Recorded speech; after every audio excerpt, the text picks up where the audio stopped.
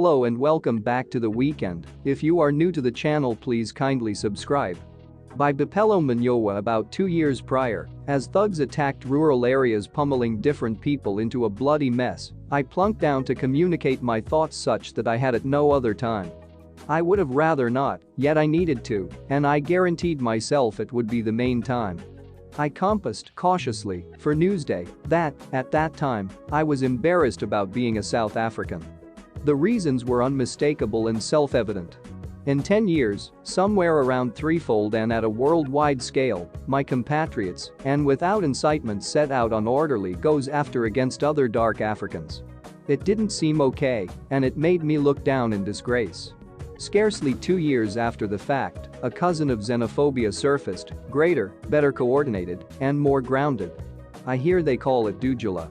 It professes to be against wrongdoing. At the same time, the vast majority of what we see is brutality, robbery and terrorizing of incredibly weak citizenry.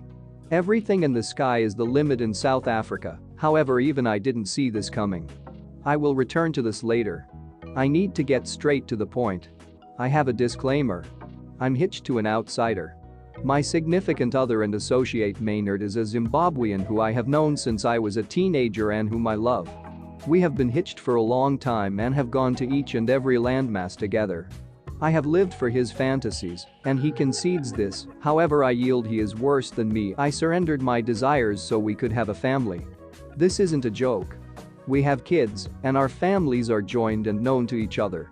I rejected the opportunity to utilize the twofold barrel, Boipelo Manyowa, on the grounds that I needed to convey his name in its full degree. This is simple and I just expressed this as a disclaimer and to give setting. What is maybe critical is that, in the entirety of our long stretches of marriage, my better half has never applied for a spousal visa, and we have resided and partaken in our lives in many spots. We presently live in the United Kingdom, starting around 2019, yet our sights are set on Zimbabwe, where we need to set up a school of newscasting and media. Therefore my significant other is a PhD up-and-comer in newscasting at a main college here in England. However, this isn't the reason I composed this. I pen this, again as an embarrassed South African, yet additionally a befuddled one. South Africa has a few issues, particularly at its permeable lines. Anybody and their feline can go through our ports of passage for the perfect sum, and this is very little as a rule. This has contributed altogether to our medication pandemic and somewhat savage wrongdoing. Yet, from what I can see, individuals who have been designated by Dujula are unfortunate sellers and nursery workers, the very outsiders who are avoiding wrongdoing and attempting to make money.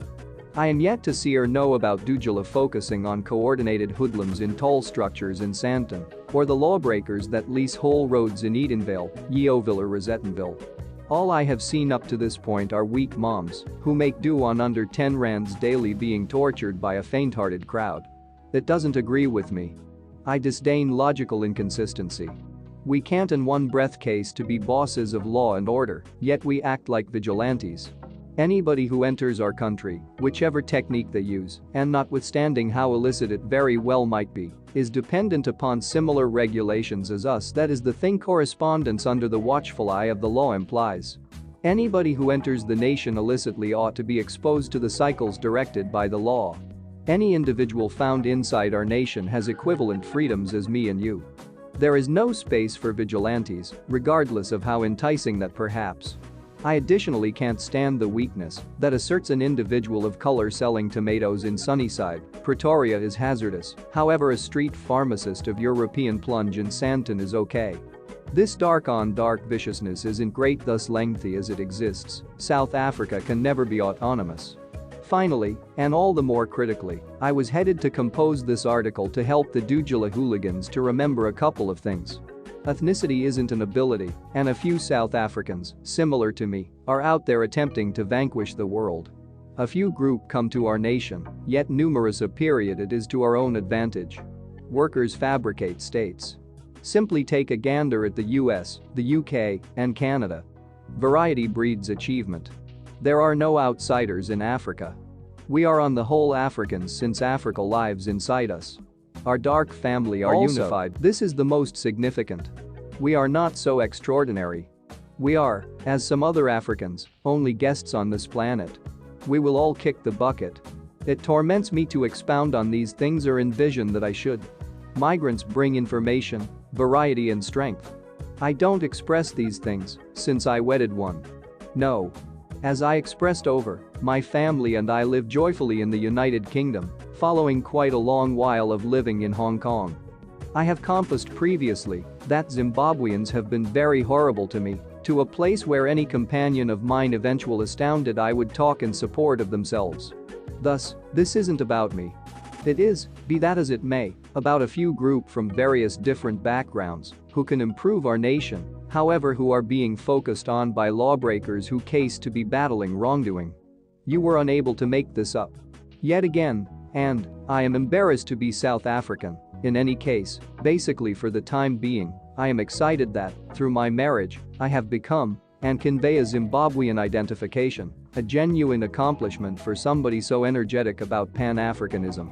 To close, Boipelo Manyowa is a South African writer and narrative movie producer situated in Manchester, England. Hope you enjoy the video and please don't forget to like, subscribe and comment.